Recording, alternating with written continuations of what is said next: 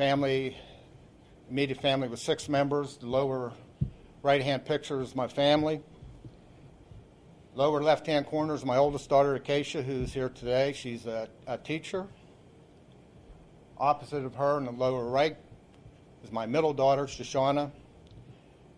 She is a captain in the Air Force, getting ready to leave the Air Force and go into the reserves. She's also the mother of our only grandchild. Behind her is my youngest daughter, Ashley. She loves horses. She has a college degree in equine management, but she's working in sales. Next to me in the center is my beautiful wife. And behind my oldest daughter, Acacia, is my son, Kenton. And I know a lot of you are looking at that picture of that family and wondering how a guy like me has such beautiful-looking kids. Well, I get up every morning, look in the mirror, and wonder the same thing. But they are a wonderful family. And March 28th, 2008, my only son, Kenton, was taken from us. He was a rookie state trooper stationed at the Avondale Barracks in southern Chester County. He was a good son, my hunting buddy, my fishing buddy. He loves sports, but if you had asked him, he would tell you he's probably a nerd because he loved working on computers. He loved to read, many times reading multiple books and multiple novels at the same time. You'd see him in the morning with one book, in the evening with another. I'm not sure how he did that, but he loved to read. He had a lot of talents. He did impressions. Having 4 kids, I became a big fan of Sesame Street. I still watch it when I can. Proud to say that. One time I came home and I hear Bert, I hear Ernie, Cookie Monster, Grover. I think, oh, great, it's on. So I head for the TV room, and as I'm walking there, I hear the conversation they're having, and they're actually talking to me. And when I walk in the room, the TV was off, and it was my son. He said he had a lot of talents, but the one thing I admired most about him was his desire to serve. That began at a young age. He was very active in church.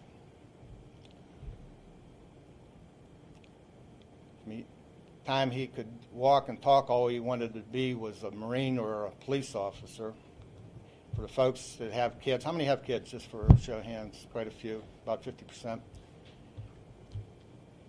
You hear your kids talk about what they want to be, and next week it changes. One week it's a fireman, then a doctor, and then an airplane pilot. But his never did. He always had that desire to serve. He wanted to be either a police officer or a Marine. But he also was very interested in learning all he can. He used to say he was inflicted with a disease called UBI, useless bits of information. And he was one of those guys that would make all the right answers watching these game shows on TV. He probably would have done very well, probably would have made a good living just doing that. I think it had a lot to do with his interest in history and reading. And growing up, he had a lot of friends. He made them very quickly. I think that's why he was so interested in serving, because he loved people. He was a loyal friend. Whenever his friends would go out, once they were old enough to drink, he was the guy that was the designated driver, make sure he always got home. But growing up, he made these friends that were very diverse. He played sports, but his friends weren't all athletes. He loved books and reading. His friends weren't all the smart kids. He got along with everybody. In fact, if he was in this room with you for 5 minutes, he would be your friend. That's the kind of guy he was. He was also my best friend.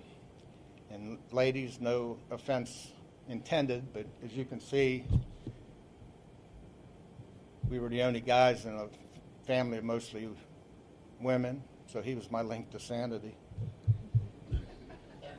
I miss them. You know what I'm talking about? You have a lot of sisters? But I love my girls. They take care of me. I think that's their desire to serve, is to take care of their family.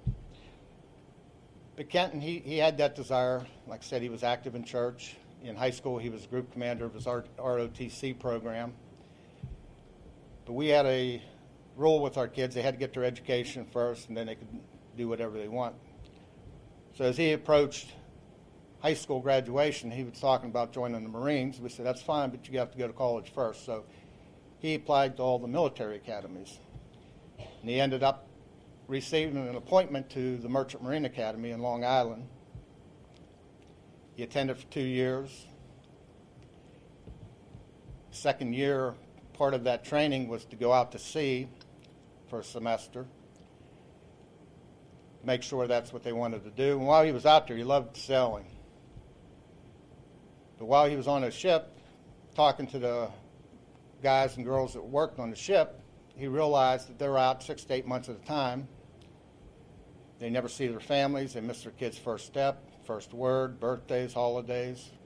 And being the type of guy he was, he wanted a family in the worst way. That lifestyle wasn't for him. He loved the military, but he also wanted a family. So he had a dream one night. The next day, he called me up and said, Dad, I had this dream. I was a police officer in a small town. And he said, I was very happy. So I told him, Kenton, come home, live your dream. So he transferred to a local college in western Pennsylvania. At the Merchant Marine Academy, there was 2 courses of study. When he transferred to St. Vincent's College, he had to choose a major. So his love of history, he wanted to major in history. Well, me as a concerned parent, do we have any history majors here? No? One? You might have had the same conversation with your parents. I said, what are you going to do with a history degree? If you don't teach, what good is it going to be? So he sat me down, started talking about history. He said, Dad, you worked in industry all your life. Business use history all the time. Determine what kind of products they're going to make, where they're going to make them, who they're going to sell to. We like to watch sports on TV. He said, I'm going to mention the Steelers, although it's Eagle territory. He said, Steelers watched their opponents' game films, past game films. They study history and how to prepare for the next game. He says the military uses it all the time, how to man their ranks, where to put their bases. So after a while, he convinced me for him history was a good thing. So that's what he majored in. He understood the importance of learning from the mistakes of others. He said, Dad, you'll never live long enough to make all the mistakes yourself. He said, you have to learn from the mistakes of others. He also had a favorite quote that those who fail to remember history are destined to repeat it. After he was killed, I had a lot of questions, very few answers. So I started doing a lot of reading, a lot of research on the internet.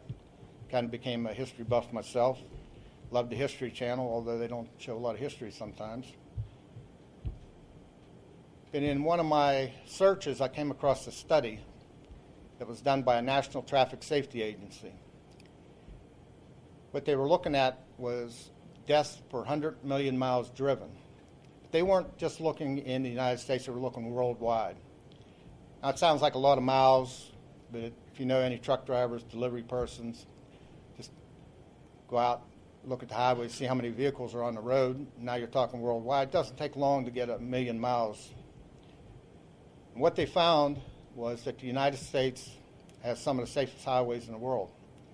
And they attributed that to design, safety features like signage and guardrails, police enforcement, education. But in that same study, as I read down, I came to a part where they were looking at deaths per 100 million miles driven that were drug and alcohol related, and the United States was worse. I couldn't understand how you could be the best and worst in the same study.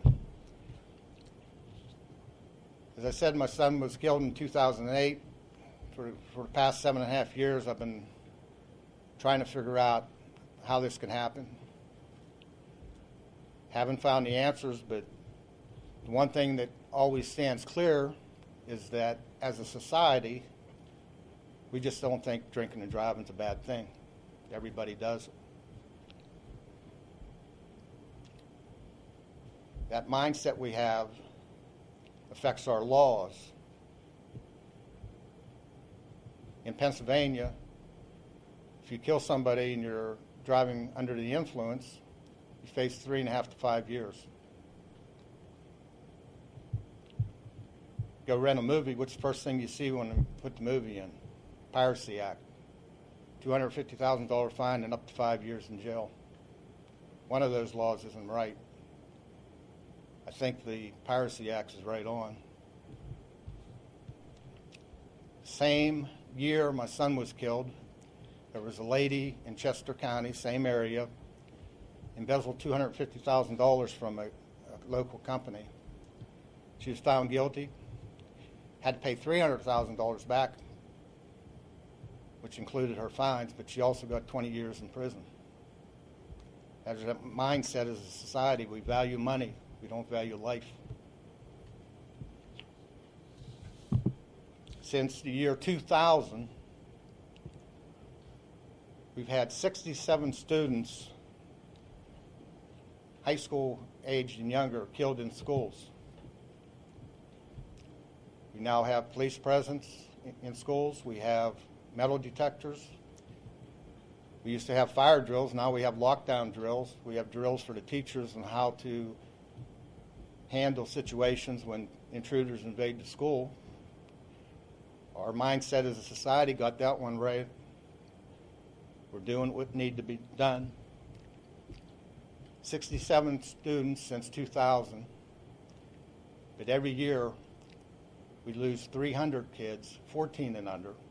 It's not even up to 18, the high school age, but 14 and 300 a year to DUI crashes.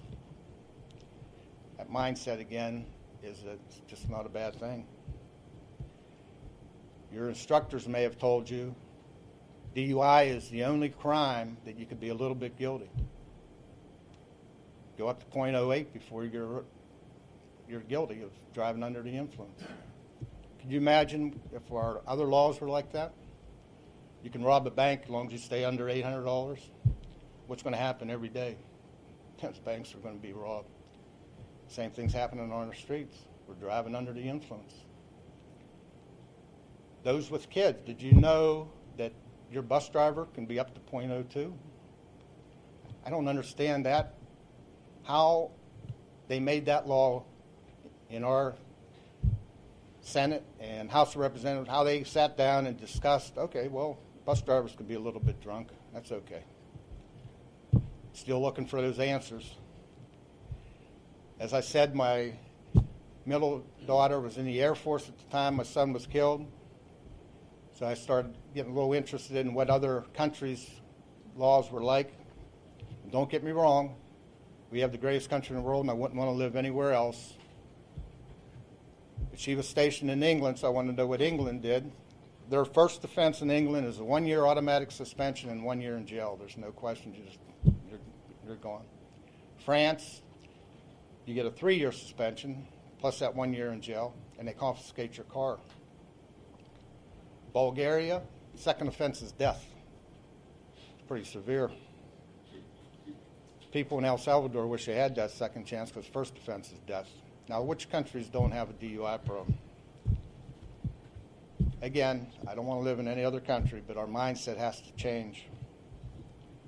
It's not all bad news. Good news is, as I said, my son was one of 11,773 killed that year. It's now down to 10,000 a year. But in this case, the good news is also the bad news because 10,000 is still way too many. Think about the town you're from. What's the population? Probably for 90% of the towns in the United States are under 10,000. You could wipe out any one of those towns year in, year out, every man, woman, and child. and still not hit that 10,000 number. People continue to ignore history, lessons learned by others the hard way. On March 27, 2008, a 40-year-old woman, living life her way, nothing wrong with that. A lot of people make a good living. Donald Trump, Bill Gates, they've all made millions and billions of dollars doing the things their way. But they understood their actions affected other people. This 40-year-old woman decided to drink and drive, take illegal oxycodone. See, she was mad at her husband because he called home and said he was going out with his friends after work and he wasn't coming home. So she called an aunt up that was similar age as her, had a young daughter. So they met for dinner. She took her 4-year-old son. Her aunt took her 5-year-old daughter. Then on the way home, this 40-year-old woman stopped at a state store, left her son in the car, went in, bought a fifth of Grey Goose vodka, come out, went across the street, filled her car up with gas. She was driving a full-size Chevy Tahoe. It was black, had a DVD player in the back, so she put a movie in for her son. She proceeded to drive around Chester County drinking and taking illegal oxycodone. Got to the point where she was driving at a high rate of speed, weaving in and out of traffic. Truck drivers were radioing each other, warning about this driver. One concerned citizen tried to catch up to her to get her license plate number, but because she was weaving in and out of traffic, driving at a high rate of speed, he had to back off because it wasn't safe. One point in time, she pulled off the side of the road. Again, it's in March, so it's cold. Around 10 p.m., it's dark. She's in this black car. She wanted to keep the movie on for her son, so she had to keep the vehicle running. In her vehicle, the light switch was spring-loaded, so she could turn out all her lights, including the running lights, and keep that motor running. So that's what she did because she didn't want to be noticed on the side of the road. So while her son was in the back seat watching the movie, she was taking oxycodone and drinking the vodka in the front seat. My son was working the afternoon shift at the Avondale Barracks, was finishing up. He lived in Lancaster, so he traveled Route 41 to get home. He would head north on 41. After sitting on the side of the road for a while, she decided she better move, so she pulled out and was heading south on 41 in this black vehicle, but when she pulled out, she forgot to turn the lights on. So now she's in a rural area, full-size black SUV, driving a high rate of speed, impaired, with her 4-year-old son in the back seat. She crested a hill going 73 in a 45 zone. In front of my son heading north was a pickup truck driven by a retired police chief. She sideswiped his truck, knocked the mirror off. He told police he had no idea what hit him. He thought maybe he hit a deer until he saw the sparks in the rearview mirror. After hitting the fellow in the truck, she proceeded to hit my son, who was right behind him, head on. At 73 miles an hour, he didn't see her. She never hit the brakes. My son never hit the brakes. She drove up over the driver's side front, crushed the roof down on top of my son, flipped her vehicle on her passenger side, and skidded 400 feet on that passenger side. And that's what caused the sparks that the fellow in the pickup truck saw.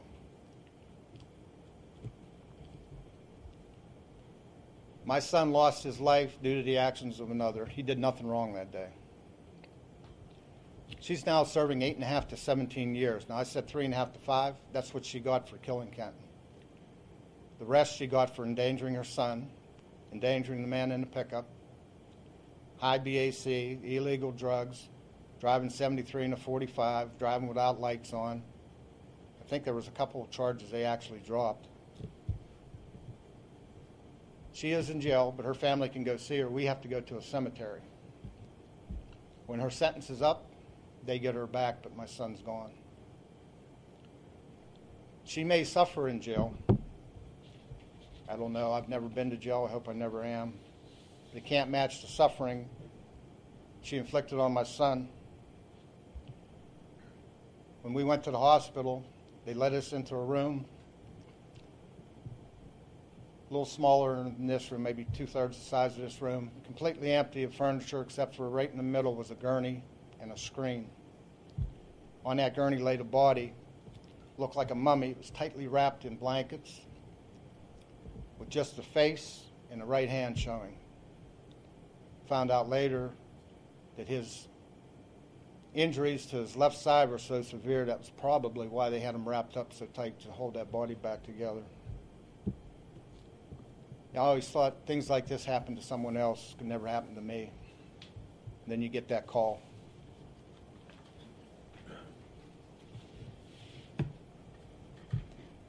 It was a typical Thursday night.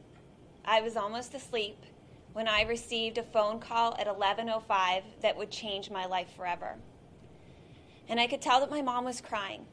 She told me that my brother Kenton was in a crash and that we needed to get to the hospital right away. And I remember standing there in my bedroom and my heart just sinking straight to the floor.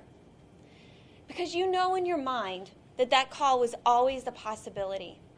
But you can never prepare yourself for the intense heartache and agony that you feel for your loved one at that moment. My mom asked that I call my youngest sister, Ashley, who was in college at the time, and pick her up from school. So immediately, my husband and I jumped in the car and began the hour trip to Ashley's school. Once we picked her up, we then had a 6-hour trip across the state to get to Christiana Hospital in Delaware, where Kenton was life-flighted to. In that entire ride, I just kept praying, just let him be okay. Just let him be okay. And I thought to myself, our family is really strong. We will be there for Kenton no matter what his injuries are. We will be there to help him rebuild his life. But little did we know that it would be our lives that needed to be rebuilt. And jumping in that car that night and making that long trip to Delaware, it provided me a lot of time to think about my brother. It reminded me of a time when Kenton was studying at the Merchant Marine Academy on Long Island. And he had very limited contact with us. And so my mom kept saying, I just miss Kenton so much. I miss him so much. We have to find a way to see him or to talk to him. And so she came up with this idea that on Sunday morning, we would jump in the car at 4 a.m. and then make the 5-hour trip to Long Island and meet Kenton for church. Because on Sunday mornings, that was the only time that civilians were allowed on campus. Now, immediately after Mass, we had to get back in the car and drive home. And many people would think that's absolutely crazy. But we did it multiple times. And it was just an example about how close our family was and how important just even a few minutes together were to all of us. Thoughts of the last time that I saw my brother ran through my mind. And with 4 kids in the family, my parents we had a lot of conflicting schedules. So my parents always made sure that on the holidays that we would find some time that worked for everyone to celebrate together. So just a week and a half earlier, we had celebrated Easter early because Kenton had to work on Easter Sunday.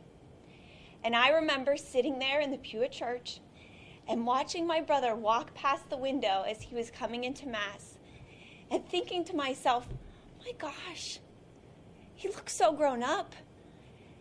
He had this bounce in his step because he was living his dream.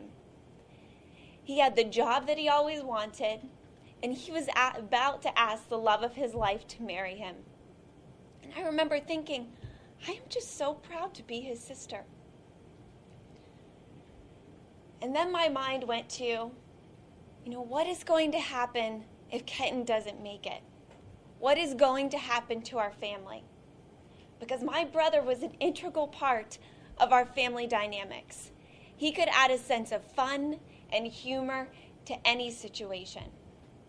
What were we going to do without hearing one of his useless facts, or a movie line that would make us all groan, or seeing that smile that could brighten your day?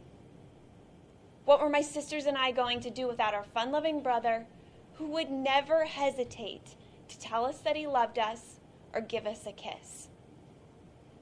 What was my dad going to do without his best friend?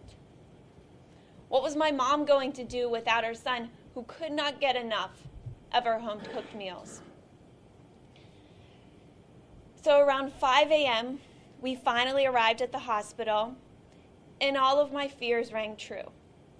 And as we pulled into the emergency room entrance, all we saw were Delaware and Pennsylvania State Police cruisers in front of the emergency room.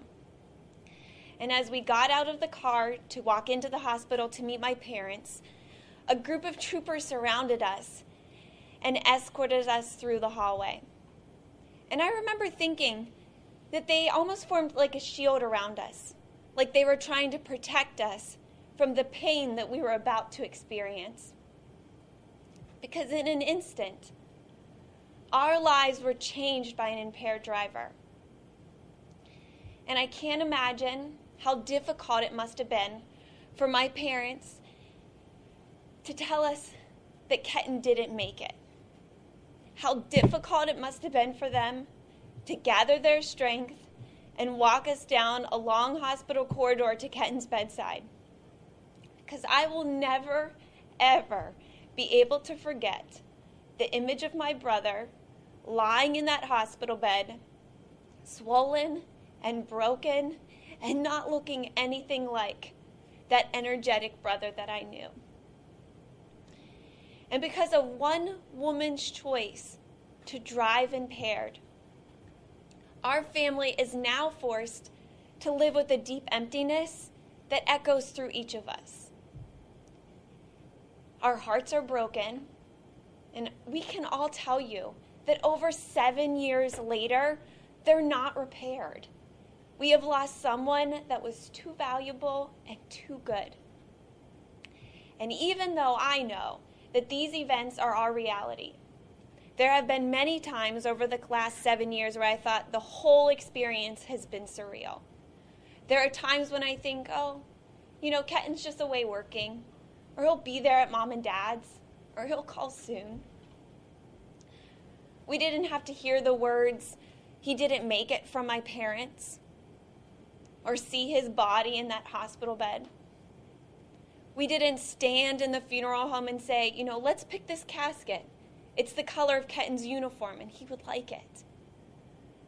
But I always have to face that terrible truth, that I will never see or speak to my brother in this world ever again. And all we are left with are memories of Kenton. And I just want to take a few minutes to share some of those memories with each of you.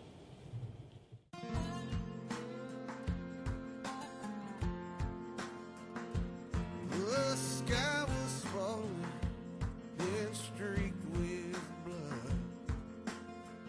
I heard you calling me, then you disappeared into the dust. Upstairs, into the fire. Upstairs, into the fire. I need your kiss. Love and duty called you someplace high, somewhere upstairs, into the fire. May your strength give us strength. May your faith give us faith. May your hope give us hope. May your love give us love. May your strength give us strength. May your faith give us faith. May your hope give us hope. May your love bring us love.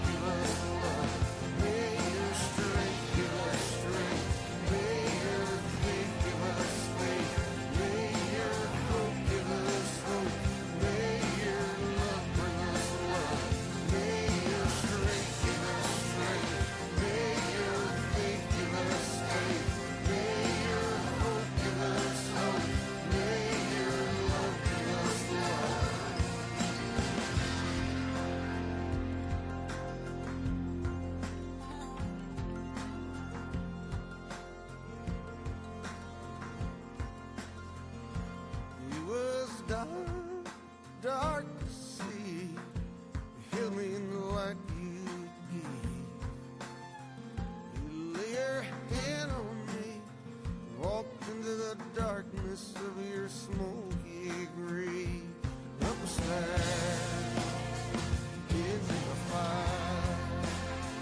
Yeah, up the stairs, into the fire. I need your kiss, for love and duty call you someplace high, somewhere up the stairs, into the fire. May your strength give us strength, may your faith give us faith, may your hope give us hope, may your love give us love, may your strength give us strength, may your faith give us faith, may your hope give us hope, may your love bring us love, may your strength give us strength, may your faith give us faith, may your hope give us hope, may your love give us love, may your strength give us strength, may your faith give us faith, may your hope give us hope, may your love bring us love, may your love bring us love.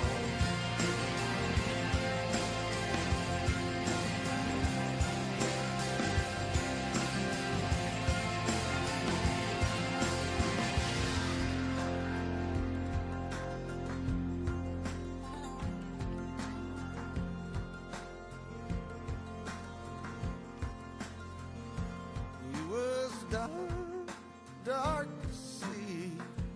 You held me in the light you gave. You lay your hand on me, walked into the darkness of your smoky grave. Up the stairs, into the fire. Yeah, up the stairs, into the fire. I need your kiss, for love and duty call you someplace high, somewhere up the stairs, into the fire.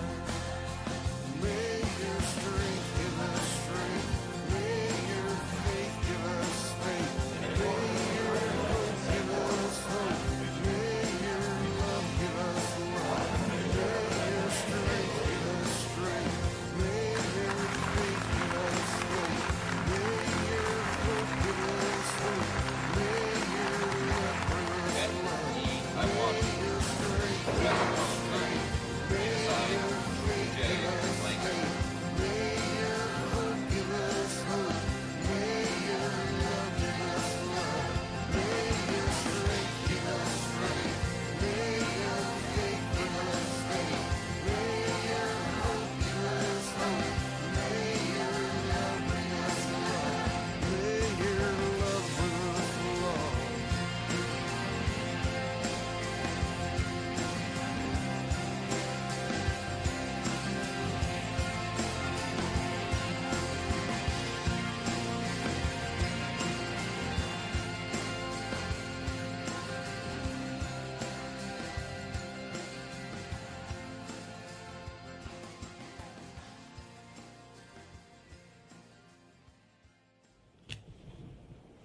How does one comfort others when they themselves are shattered and broken? How can a parent tell their children it'll be okay when they know it'll never be? And how can a family be whole again when an intricate part is missing? Helplessness filled our lives. I will never forget arriving at that hospital and seeing the state troopers, Delaware and Pennsylvania, lined up along the corridor. And as my husband and I were escorted through there, I looked at each and every one of those troopers, and they made limited eye contact with me. It was then I knew that the news would be bad news. My husband and I were led into a small waiting room where we met Kenton's captain and lieutenant for the very first time. Moments later, a doctor arrived and offered his regrets. The trauma staff had tried everything, the surgeon said, but Kenton's heart was too weak. And I remember thinking to myself, how untrue. He had the most loving and giving heart. It was anything but weak. And then they asked if we wanted to go see him. Yes, I wanted to say alive. I'd like to go see my son alive.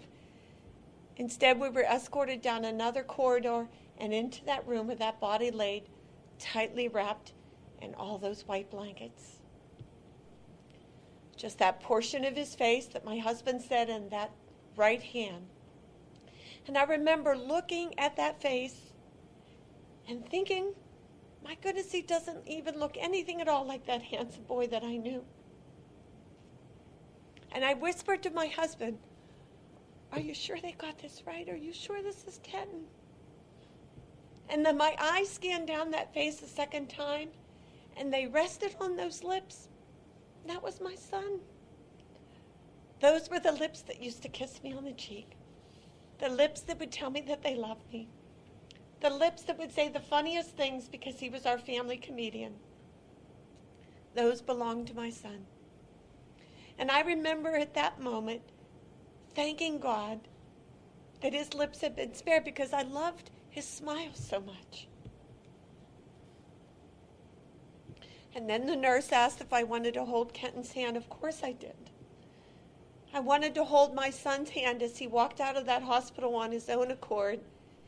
Instead, I held my son's cold and lifeless hand. It was then I knew that Kenton wasn't coming home. And my biggest regret to date, no matter how fast my husband and I traveled to get there, we didn't make it in enough time. I didn't have that opportunity to hold him and comfort him in his time of need the way a mother is supposed to. You see, it's a parent's worst nightmare when their child precedes them in death. Life is not supposed to be that way. And because they had life-flighted Kenton across the state line, there was a protocol that we had to follow. There were 48 hours that we had to wait for them to release Kenton's body. And during that time, I started to make funeral arrangements. Never did I think that I would have to do that for one of my children. And then following the funeral, we were empty shells. If someone would have told me that that was the easy part, I would have said no way. But it has been, by far, the easiest part. It's learning to live every day without them that is the struggle. There was very little conversation between my husband and I remember looking at our daughters, looking at us, wishing that their parents would come back and that we could assemble some type of family structure again. But we were under a lot of stress. There were insurance companies that I had to deal with, medical bills that needed to be paid. And one insurance company in particular had refused to process a claim unless they had the autopsy report and the crash report at hand. So I called the state police. I said, please, could you forward that on to them so they could pay this bill? State police says, no one's ever asked us that before. That's improper protocol. Legally, we can't release that to them. If they have the death certificate at hand, that should be enough. Okay, I went back to the insurance company. I tried calling them again. A month later, the bills still weren't paid. So I called the state police, and they finally relented. They decided they would send that report to us with the understanding that it would come to our house and we would forward it on, and they asked that we do not open up that envelope. But on that very day that that envelope arrived with the crash and autopsy report was the exact same day that that insurance company called and said they no longer needed those reports. And there was my husband and I left with information that was never intended for our hearts to know. And my husband and I vowed to each other that we put that envelope away in the family safe, and that's where it would stay. And yet that night I walk into our bedroom, and there's my husband sitting on the bed. Envelope is open, papers are spread across the bed, and he's sitting there crying. And I look at him and he says, Kenton died a violent death, and I'm his father. My job was to protect him. and there's nothing I could do. We know Kenton suffered greatly, and I'm going to share what those reports revealed. The damage to Kenton's body caused by the weight and force of her vehicle was devastating. Through the grace of God, her son was spared all injuries, and for that we will always be grateful. But my son had to have a closed casket. The trauma was so severe that exterior factors like his airbags, his seatbelts, were of little assistance to him that night. The damage to his internal organs was relentless. Kenton was an organ donor and so proud of it. As a matter of fact, our whole family became organ donors on our driver's license for the very reason that he pushed the issue. And yet none of his organs were salvaged that night. We learned that he was in and out of consciousness while they worked to extract him from the vehicle. You see, he was trapped for 37 minutes, which must have seemed like a lifetime to him. During that time, he spoke multiple times to the young paramedic that was working to save his life. It was written by the young paramedic that he couldn't understand what Kenton was saying because he was bleeding through his mouth. You see, the impact had knocked Kenton's teeth out, but those lips were perfect. I still think that's a miracle. He suffered 3 skull fractures and compound fractures on the left side of his body. It was written that metal and glass protruded from his body, so we know he suffered greatly. And I get through my days by reliving beautiful memories of Kenton and not allowing myself to go to that crash and the aftermath in the hospital. I only go there when we speak. And so those beautiful memories of Kenton play daily in my head. I'll never forget the day he was born. 31 days late, I was as big as a barn. I couldn't wait to have that baby. But when that nurse placed that beautiful baby boy in my arms, I fell instantly in love with him. And I knew that there was something special about him. I knew that he was already God's child. My husband was so thrilled. We had Acacia, a beautiful baby girl who was 4 at the time. But to have that son, certain to be an aspiring athlete and a good man to carry on that family name, my husband was thrilled. He grew into this adventurous, curly-haired toddler, speaking full sentences in paragraph form by the time he was 18 months. That boy loved to talk early on. That never changed. This was a toddler who loved to wear those little blue jean bib overalls, and that front pocket was the perfect place for tree toad storage. I'd find those little tree toads like floating in my washing machine, and his nickname was Buddy, and I'd say, Buddy, don't put those tree toads in there, but he called them Froggies, Froggy's mom. I love that about him. He grew into this trouble-free teen who was his dad's best friend. And one of the things that I loved most about Ken is that he was a gentleman. It's a rare find these days.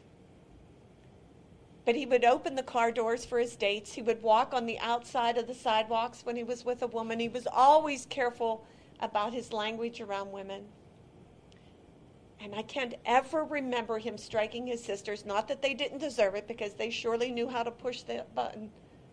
But he was always so kind and respectful to them. I love that about him. I remember being at the funeral home, and several fathers of the girls that Kenton had dated approached us and said they wish Kenton would have been their son-in-law. What a great compliment to have received. He was handsome. He was charming. He was bright. And I am still so proud to be his mother. You see, Kenton and I were a great match. That boy loved to eat, and I loved to cook. I think God put us together for that very reason. He could never get enough of home-cooked meals, I still have trouble to date making the right amount. I always have leftovers, so if you're ever in my territory, stop by. I'll feed you. One of the other things I remember about Kenton is that he was a hard worker. When he was younger, he was always at his dad's heels, lending a helping hand. He wanted to do everything he could to help. When he left the Merchant Marine Academy, he left behind a full military scholarship. And when he transferred home, he was concerned about paying for that education. I said, Kenton, don't worry, we'll take care of it. But one day he comes home, and he says, Mom, I got a job. So he worked for a company 40 hours a week while he was a full-time student. You would think, what did he buy with that very first paycheck? I remember how excited he was when he got it. You're probably thinking like a video game or something for his car, or some nice clothes that his sisters would approve of, or something for his current girlfriend. No. He calls me on Mother's Day and says, hey, Mom, could you stop by work?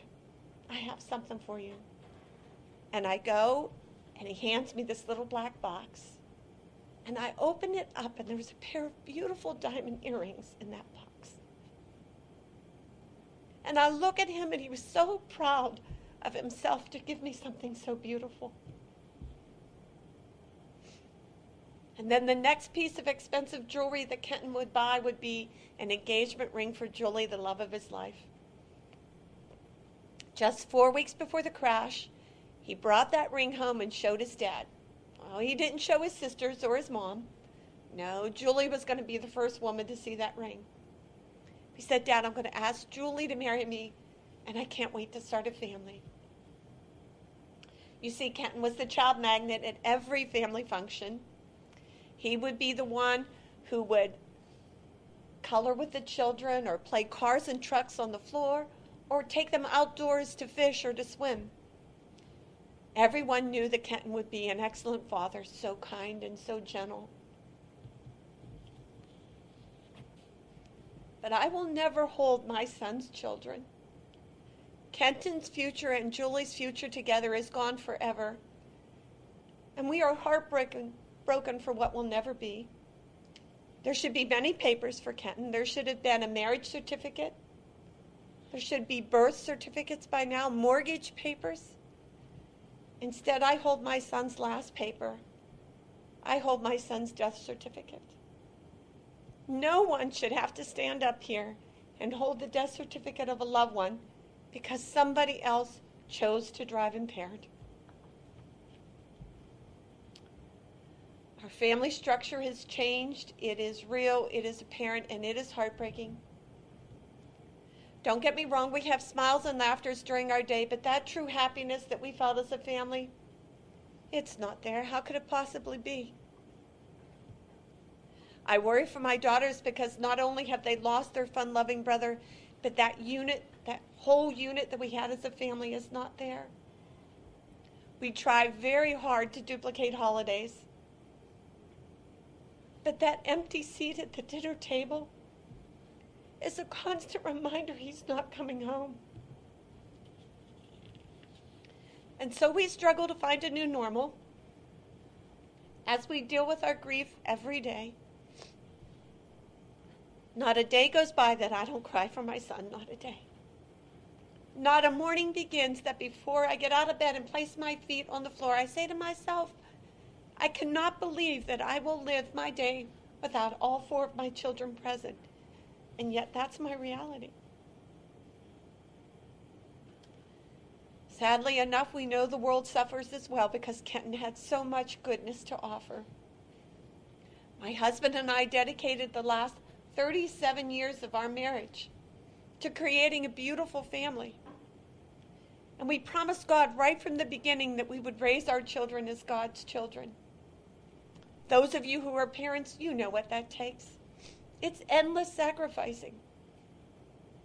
It's far more than just patching their wounds and loving them and nurturing them through the highs and lows of their life, but it's teaching them right from wrong and holding them accountable for their actions, Our ultimate goal as parents was to teach our children the difference between right and wrong, so that as adults they would choose right over wrong. And yet we are left with the aftermath of someone else's wrong decision. The events that transpired on March 27, 2008 were not a tragic accident. Was the incident tragic? The answer is yes. Was it an accident? No, it was a choice. Someone else made a choice that cost my family dearly. Our family is not unique. Another 10,000 American families will join the Iwanics just this year alone because they too will have lost a loved one to an impaired driver. Drunken drug driving is the ultimate selfish act. You've got to remember that it's more than just you that are affected. Guessing your impairment level and whether or not you're capable of driving after you've already started drinking is like playing Russian roulette. It's just as simple as making plans in advance, drinking at home and staying home, giving someone else your keys, finding an alternate ride home. Just make those plans in advance. As simple as that can save lives. Kenton left a legacy of goodness and love and service, and I'm going to ask you, what is your legacy that you will have? How is it that you want to be known? Will you be in a defendant's chair like the woman who killed my son, while the family comes up one at a time and tells you directly what it is like to try to live their life without their loved one? Or will your legacy be something like Kenton's, where you're making a positive difference in this world? Pittsburgh Pirates president received a DUI in 2011 coming home from a Christmas party. He too sat in the seats where you were at. He said he went through different emotions. Initially, he was angry. Why me? There were so many other people at that party who drank far more than I drank. Why is it that I am the one who got stopped? He asked himself. He faced a great deal of embarrassment, almost lost his job with the Pirates organization. But he said of all things, he had to go home and face his children and say, hey, look, I just did what I told you to never do. He said, I realized I was a hypocrite. And I had to live with that, and I had to make some changes. So this gentleman makes a public statement that he's going to work with an organization to try to stop impaired drivers. So I call him, ask him to go to Kenton's website, and ask him to look at the video that you just watched and said, hey, would you like to come on board? Would you like to help our family? 15 minutes later, I get a phone call back, and he says, I'll do whatever it takes. So the Pirates president is at every one of our fundraising events. And this website, trooperiwanic.org, will tell you what our family does. And our mission is to raise money and buy breathalyzers and give them out to state and local officers throughout the Commonwealth. Initially, we only wanted to give out one to every state police station, 86 of them. To date, we've given out almost 800, and they're expensive. They range in price between $500 and $700, and we are just so moved by everybody who steps forward to help us. So you too can be a Frank Coonley, Pittsburgh Pirates president, who's someone who was an offender who steps forward to help an organization. It could be speaking to youth. It could be joining the SAD group at school. It could be turning someone else, your friend, onto this video and saying, hey, we got to make a pact. One of us will always be the designated driver. It could be you taking the keys from somebody else. It could be you calling 911 and turning an impaired driver in. There's so many things that you can do to make things better, to right a wrong. Impaired driving? Yes or no, you're going to have to answer that question. Was the convenience worth the consequences? Are you ever going to do this again? When I look at you, you might think that I see the person who murdered my son. And that is so not true.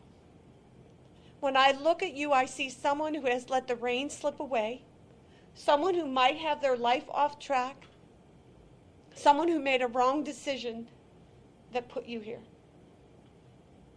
But I also see someone who is blessed with a second chance. My goodness, the woman who killed Kenton did not get that second chance. She was a first-time offender. You see, both families lost that night, not just mine. Her little boy has lived more than half of his life without his mother present. Both families lost terribly.